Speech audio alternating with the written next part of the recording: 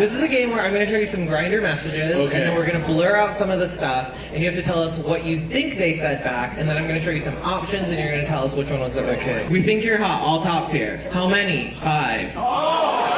What do you say back?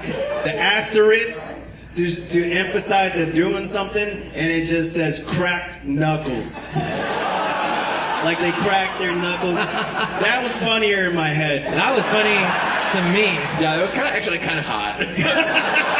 Was it A, like the burger joint? Was it B, 1 for each of my 5 senses? The fuck out of here. Was it C, 5, I'm a bottom, not a clown car?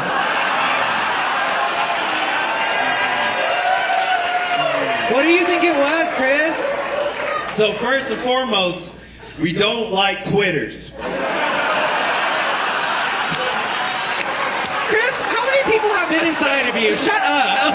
I'm sorry. I thought I was texting Dick, not a bitch.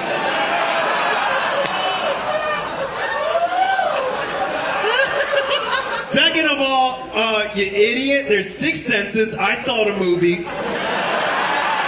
I'm gonna go with the burger joint. It was 5 on the bottom, not a clown car. Damn it.